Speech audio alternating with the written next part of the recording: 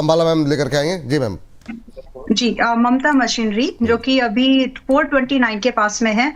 Over expose मत होइएगा, बहुत ही limited exposure के साथ हम इसमें यहाँ पर 445, 435 और 460 रुपए के स्विंग ट्रेड के टारगेट्स को देख सकते हैं। इसके लिए जो स्टॉप लॉस हमको मेंटेन करना है, करंट प्राइस पर बाय लेना विच इज 425 के आसपास की रेंज में, और स्टॉप लॉस सिर्फ 400 रुपए का 402 का मेंटेन करना है। तो थोड़ा सा मतलब यहाँ पर एक मूवमेंट बन सकता है, तो ममता मशीनरी को एक स्विंग ट्रेड के तौर पर हम आज देख सकते हैं। हालांकि मार्केट के थोड़ा से वीकनेस कंटिन्यू रहेगी, तो इसलिए एक्सपोजर ज्यादा मत करना। चलिए, ममता मशीनरी पे टारगेट एक बार फिर से बता दीजिए जरा। 445 एंड 460 ओनली, सिर्फ दो टारगेट। 445, 460। चलिए, इस गिरते बाजार में आइए बाय कॉल, खरीदने की सलाह ममता मशीनरी, जरा स्क्रीन पर लेकर के आ जाइए प्लीज। ममता मशीनरी पे खरीदारी करने की सलाह है। ये देखिए इंट्राडे हाई पे ट्रेड करता हुआ 15 रुपए ऊपर का पहला टारगेट यहाँ पर दिया गया है, और 30 रुपए ऊपर का दूसरा टारगेट। 445, 460 दो टारगेट्स यहाँ पर निकल करके आए हैं 1% ऊपर। इस गिरते बाजार में ममता मशीनरी जो है वो ट्रेड करता हुआ यहाँ पर 402 का 402 रुपए का स्टॉप लॉस लगा करके खरीदारी करने की सलाह यहाँ पर दी जा रही है। और चलिए, 430 का भाव है, 445 पहला, 460 दूसरा, दो टारगेट यहाँ पर दिए गए हैं। जैसे ही यहाँ पर और कोई गतिविधि तेजी की तरफ या फिर मंदी की तरफ होगी, इसको दोबारा स्क्रीन पर लेकर के आएंगे। अब 433 होता हुआ 0.25% ऊपर, और या फिर अगर स्टॉप लॉस और टारगेट में कोई रिवीजन करना चाहें अंबाला जी, तो भी हम इसको स्क्रीन पर लेकर के आएंगे। तो नजर रखिए, ममता मशीनरी को लेकर के 0.2% ऊपर फिलहाल 433 का लेवल यहाँ पर देखने को मिल रहा है। चलिए आगे बढ़ते हैं और भी कुछ चुनिंदा शेयरों पे जरा एक एक करके बातचीत करते हैं। और सबसे पहले तो IT ही आज का ट्रेंड है, सबसे ज़्यादा जो है गूगल पे ट्रेंड करता हुआ TCS नंबर 1 पे है, इन्फोसिस दूसरे नंबर पे। पहले TCS अंशुल जी आप बताइए, और प्रदीप जी आप इन्फोसिस के चार्ट्स खोल के रखिएगा। TCS पे सर क्या करें अब? कल भी हम लोगों ने बातचीत की थी, आज भी 4.5% नीचे। कल 3000 पे लोग कह रहे थे क्या करें, अब 2600 आ गया। आपका व्यू क्या होगा? सर यहाँ से बाउंस बैक का व्यू रहेगा। ओपन लो के साथ शुरुआत हुई है, और जो फील्ड ब्रेकआउट था 3334.90 का, 3335 का, और 8 दिन में 22.84% करेक्ट हुआ है। ओपन लो के साथ खुला है, तो एक बार बाउंस बैक करेगा। 2682 पहला लेवल नोट कर लीजिए। 2682 टूटता है तो 2747 तक बाउंस बैक कर सकता है। अब मिड कैप स्मॉल कैप में 50-50, 60% गिरने के बाद भी आप लोग अगर एवरेजिंग और बाइंग की कोशिश करते हैं, तो लार्ज कैप 25% गिरने के बाद तो करना ही चाहिए। इंस्टीट्यूशन अपना पैसा बचाने तो आएगी। अब होल्डिंग में जाके देखिए, 9 लाख करोड़, 9.5 लाख करोड़ की कंपनी है, उसमें से 30-40% तो इंस्टीट्यूशन का पैसा लगा है, तो वो अपने कैपिटल को प्रोटेक्ट करने तो आएगी। तो यहाँ से बाइंग आनी चाहिए, बट लेवल वही दो रहेंगे बाउंस बैक के लिए, 2682, और वो खिंचा तो 2740, 2747 के आसपास बाउंस बैक प्ले करना है। तो इन स्टॉक्स में 25%, 8%, 8 दिन में गिरने के बाद अब एक बार ट्राई कर लेना चाहिए। तो रिस्क लेनी है तो यहाँ लीजिए बाउंस बैक की, ना कि मिड कैप स्मॉल कैप में। ये बात चलिए ठीक है। TCS को लेकर के बात हो गई। इन्फोसिस 6.25% नीचे, अब 1300 के नीचे इन्फोसिस। उफ, हाँ मैम, विप्रो भी आप देख लीजिएगा जरा। इन्फोसिस पे सर क्या व्यू रहेगा? अंबाला मैम कुछ कह रही हैं आप? हाँ जी, एक HAL में कॉल ऑप्शन ट्रेड बन सकता है, तो चलिए पहले बता दीजिए, फिर हम आगे इन्फोसिस पे बात कर लेते हैं। जी, तो HAL फरवरी यानी करंट मंथ सीरीज में कैश में नहीं ले सकते इसको, मतलब ऑप्शन भी बता दीजिए। चलिए ठीक है, क्या करना है फरवरी में? कैश में लेना है तो सिर्फ स्विंग ट्रेड करना है, मतलब ये इन्वेस्टमेंट स्विंग ट्रेड है। फिर हाँ, पहले मैं ऑप्शन में मुझे ज्यादा बेटर लग रहा है आज के लिए। कैश का दो ज्यादा फर्क नहीं पड़ेगा, प्राइस बाद में भी एंट्री ले सकते हैं। तो HAL अभी बातें करते करते 4 पॉइंट और ऊपर है। वेल, HAL 4200 का कॉल ऑप्शन फरवरी सीरीज, हम 120-25 के भाव 129 हो गया, 125-30 के पास में इसको ले सकते हैं, जिसमें कि टारगेट यहाँ पर 150 रुपए से लेकर के 200 का है। 2 से 3 दिन का ही व्यू है। स्टॉप लॉस जो यहाँ पर मेंटेन करेंगे सिर्फ 70 रुपए का मेंटेन करना है, और ये मोमेंटम में मोस्ट लाइकली है कि आपको आपका टारगेट आज भी मिल जाए, या फिर मैक्सिमम 2 दिन। और रही बात जो आपने कैश में HAL के लिए पूछा है कि कैश में ले सकते हैं क्या, ले सकते हैं, लेकिन ट्रेड का ही नजरिया रखिएगा। HAL अभी 2400 HAL अभी 4250 पर है। यहाँ पर अगर आप फ्रेश लॉन्ग कर रहे हैं कर सकते हैं, कोई प्रॉब्लम नहीं है। जस्ट एक बाउंस बैक ट्रेड है ये, तो यहाँ पर स्टॉप लॉस रखिएगा अपना 4050 का। पॉसिबल टारगेट जो यहाँ पर है कंपैरेटिवली उतना रिस्क रिवॉर्ड फेवरेबल नहीं बन रहा है, इसीलिए मैं उसको अवॉइड करी थी। बट यहाँ पर कैश मार्केट में आपका जो पहला टारगेट है 4320 एंड सेकंड टारगेट एक्सटेंडेड है 4470 तक। तो ये दो टारगेट है जो HL में हमको कैश में दिख सकते हैं, ऑप्शंस तो ऑलरेडी दिया ही है। चलिए इस बीच जो है यहाँ पर अगली टिप्पणी के लिए चलते हैं। HL को लेकर के चला, HL को देखिए दोनों पहले तो एक बार रिपीट कर दे। HL पे 4200 का कॉल ऑप्शन आपको लेना है 129 के आसपास। टारगेट यहाँ पर 150 से 200। स्टॉप लॉस रखिए 70 रुपये का। स्क्रीन पर है 24 फरवरी का, ये 2 दिन का व्यू है। 24 फरवरी का जो है ये कॉल ऑप्शन आपको खरीदना है। 24 फरवरी 2026 4200 का कॉल ऑप्शन जो है आपको लेना है। 125 के आसपास एंट्री, 129 के आसपास एंट्री भी कर सकते हैं। 125 से 30 के बीच कहीं भी कर लें। 150 से 200 का टारगेट, 70 रुपये का स्टॉप लॉस यहाँ पे रखने की सलाह है। कैश में ले रहे हैं 4250 के आसपास चल रहा है। स्टॉप लॉस 4050, टारगेट 4320 का यहाँ पर रख सकते हैं। स्विंग ट्रेड के लिए, इन्वेस्टमेंट के लिए नहीं। चलिए IT पे वापस लौटते हैं और चलते हैं प्रदीप जी के पास। प्रदीप जी बताइए जरा इन्फोसिस को लेकर के आपका व्यू। जी विपुल जी, देखिए अभी ऊपर से हम देखेंगे ना ऑलमोस्ट 30% से ज्यादा नीचे आ चुका है। सो कहीं ना कहीं अगर हम देखेंगे लास्ट 2 से 3 क्वार्टर से नहीं चल रहा है, और जिस तरीके का जो AI टूल को लेकर न्यूज आया था उसके बाद और ज्यादा सेलिंग प्रेशर। सो मुझे लगता है कि अच्छा खासा सेलिंग हो चुका है। कहीं ना कहीं स्टैगर मैनर पे बाय करने का एक व्यू आप बनाइए। यहाँ पे मैं शॉर्ट कॉल नहीं दूंगा, और कहीं ना कहीं इतना नीचे आ चुका है तो यहाँ से एक वैल्यू इन्वेस्टिंग भी बनता है। तो व्यू थोड़ा आप लंबा रखिए, एटलीस्ट 8 to 10 मंथ्स, 12 मंथ का व्यू लेके चलिए। कहीं ना कहीं अगर 1420-25 ब्रेक होता है उसके बाद फिर से और स्ट्रॉन्ग मूव आपको आते हुए दिखाई देंगे। इतना नीचे आने के बाद शॉर्ट नहीं करना चाहिए, सेल नहीं करना चाहिए। लगातार एक सेलिंग प्रेशर पहले भी था, अभी चल रहा है, लेकिन कहीं ना कहीं मुझे लगता है कि अभी ओवरसोल्ड सिचुएशन में आ चुका है। सो व्यू पॉजिटिव रखिए, और अगर किसी को फ्रेश भी बाय करना है तो अच्छा वैल्यूएशन है आपका। अगर व्यू लॉन्ग टर्म है तो डेफिनेटली आप इसमें बाय करके जा सकते हैं, लेकिन व्यू अगर 1 हफ्ता 2 हफ्ता का है तो वो थोड़ा मैं अभी भी वेट करना पसंद करूंगा। तो for the long term you can buy.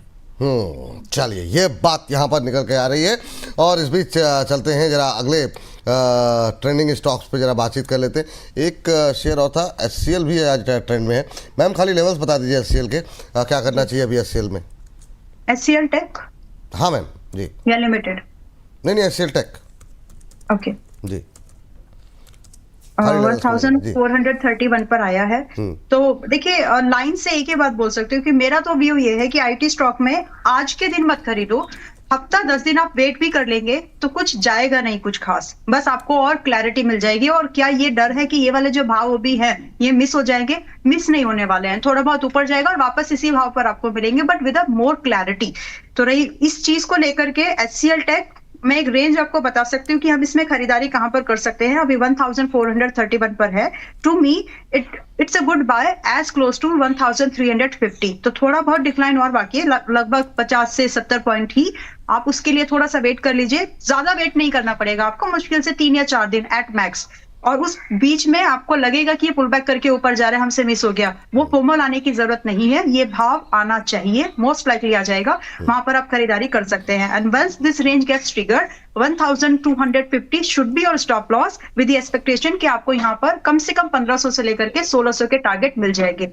और ये सब चीजें होने के लिए जो टाइम लगने वाला है, आपकी एंट्री फिर टारगेट एंड ऑल, आपको कम से कम मोमेंटम प्ले कर रहे हो आप, एक बॉटम बाइंग स्टॉक को आप बाय करने की कोशिश करके एक टर्न अराउंड स्टोरी को आप प्ले करने की कोशिश कर रहे हो, तो इस केस में आपका टारगेट थोड़े जल्दी आ जाते हैं। तो 3 महीने का भी नजरिया आप लेकर चलो, हो जाएगा। ठीक, इस बीच 25,500 बच गया लग रहा है। 25,513 का लो लगाने के बाद अब 25,575 का लेवल देखने को मिल रहा है। तो चलिए थोड़ा बहुत ही सही पर इम्प्रूवमेंट यहाँ पर देखने को मिल रहा है। सेकेंड हाफ ज़्यादा महत्वपूर्ण होगा, वहाँ पर हमारी निगाहें रहेंगी। लेकिन चलिए आप जरा अगले कुछ एक और शेयर जो कि आज अच्छा मोमेंटम जहाँ पर भी देखने को मिल रहा है उस पर भी नजर डाल लेते हैं। और उसमें एक तो इंजीनियर्स इंडिया देखिए सर जरा, अंशुल सर आप क्या ये जो आज की जो तेज़ी है इसमें क्या ये एग्जिट अपॉर्चुनिटी है अगर किसी के पास है तो, या फिर नई बाइंग की भी कोई संभावनाएं तलाशनी चाहिए यहाँ पर? तो देखिए बाइंग क्लाइमेक्स का पहला टारगेट 164 रुपए था, वहीं से बाउंस बैक आ रहा है और बाइंग क्लाइमेक्स 211 पे हुआ था। तो 211 तक तो पुल बैक कर सकता है। 48 मिलियन का वॉल्यूम है, 2441% वॉल्यूम राइज है, तो बहुत जल्दी सेलिंग की या एग्जिट की चेष्टा नहीं करनी चाहिए। 211 मेजर रेजिस्टेंस है, एटलीस्ट वहां तक का तो वेट करना चाहिए। 211 आता है, अगर उसके ऊपर क्लोज करता है तो फिर एक्सटेंड करेगा, नहीं करता है तो फिर साइडवेज या पुल बैक आएगा। तो 211 पे एक बार रिव्यू कर लेंगे, बट फिलहाल 211 रुपए आते हुए दिख रहा है। फिलहाल 211 रुपये आता है वो दिखाई दे रहा है। इन सबके बीच में एक किर्लोस्कर ऑयल कल से चल रहा है। प्रदीप सर देखिए जरा, इसमें क्या कोई संभावनाएं हैं इस गिरते बाजार में भी ये अपनी रैली को कंटिन्यू करता हुआ 1380, 1381, क्या अभी किर्लोस्कर पे व्यू लेना चाहिए सर? बिल्कुल जी, देखिए व्यू तो पॉजिटिव ही रखना चाहिए, लेकिन एक रेसिस्टेंस है। लास्ट टाइम जो स्टॉक गिरा था ऑलमोस्ट 1430 1440 के आसपास से लगातार एक सेलिंग प्रेशर देखने को मिला। सो कहीं ना कहीं रिसेंटली एक बार ट्राई किया था, फेल हो गया, फिर से पुल बैक आया है। मुझे लगता है कि एक बार अगर 1430 1435 इसके ऊपर एक हफ्ता भी क्लोजिंग हो जाता है ना, तब जाके यहाँ पे न्यू तेजी, न्यू बायर्स आपको आते हुए दिखाई देंगे। फिलहाल अभी तो बने रहिए। अगर किसी के पास न्यू बाइंग है, आप एक स्ट्रिक्टली स्टॉप लॉस मेंटेन कीजिए 1325 के आसपास और होल्ड करने का सलाह रहेगा। लेकिन फ्रेश बाय यहाँ पे करना, लिमिटेड अपसाइड में देखता हूँ। एक बार वो जो रेसिस्टेंस है अगर 1435 1440 वाला वो अगर क्रॉस हो जाता है तो फिर से यहाँ पे new highs, all time highs बनते हुए दिखाई देंगे। अच्छा माला मैम, आपने कॉल दी थी ग्रो को लेकर के, आज 3% नीचे है, क्या वो अभी भी कायम है? और क्या 173 पर भी आपकी यहाँ पर नई खरीदारी की सलाह रहेगी? क्योंकि काफ़ी क्वेरीज भी हैं मैम इसको लेकर के, तो अभी क्या करना चाहिए ग्रो को लेकर के? काफ़ी वॉल्यूम वाला शेयर है। 160 रुपए का स्टॉप लॉस लेकर के अगर आपको 170-75 की range, which is current range only, आपको बाइंग लेकर के चलना है, चल सकते हैं। 190 190 210 रुपए के ये दो टारगेट है जो स्विंग ट्रेड के हिसाब से देखती हूँ। तो अगर आप इसको कंसीडरेशन में लाना चाहते हैं, ले सकते हैं। तो अभी भी करंट लेवल पे बाय कर सकते हैं ना? हाँ जी, अभी भी करंट लेवल पे बाय कर सकते हैं। एक शेयर जो कि कल भी तेज था, कल इस पर शायद बातचीत भी हुई थी, गोदरेज एग्रोवेट। अंशुल सर देखिए सर, ये यूएस डील के बाद इस जितने भी एक्सपोर्ट से जुड़ी इस तरह की कंपनियां हैं उसमें एक अच्छा मोमेंटम रहा है, गोदरेज एग्रोवेट उसमें शामिल। अभी के लिहाज से कैसे देख रहे हैं आप इसको? 643 644 के आसपास आपका व्यू क्या होगा करंट लेवल पे? तो कल इस स्टॉक में बात हुई थी 629 रुपए के आसपास, और अपना डिस्कशन हुआ भी था कि 128 दिन में 41.48% गिरा है, 50% रिट्रेसमेंट 661 पे है, वहां तक आ सकता है। और 661 के आसपास 50 वीक मूविंग एवरेज और 50% रिट्रेसमेंट दोनों है, तो कंफर्टेबली 661 की तरफ चल रहा है। कल 7.5 मिलियन का वॉल्यूम था, 4556% वॉल्यूम राइज, तो उसी को फॉलो थ्रू मूव मिल रहा है। 629 से 644 आ गया है। आधी प्रॉफिट बुकिंग कर लीजिए, आधी 660 के आसपास कर लीजिएगा जब 50% रिट्रेसमेंट कंप्लीट हो, बट वहां पे प्रॉफिट बुक करके निकल जाइएगा। ठीक है सर। इस बीच जो है कल एक इसी तरह का शेयर जिसपे कि कल भी बात हुई थी, हालांकि ऑलमोस्ट फ्लैट है, वो है एलटी फूड्स। कल भी बात हुई थी और आज भी मैं चाहूँगा इस पर प्रदीप सर आप अपनी राय दें जरा।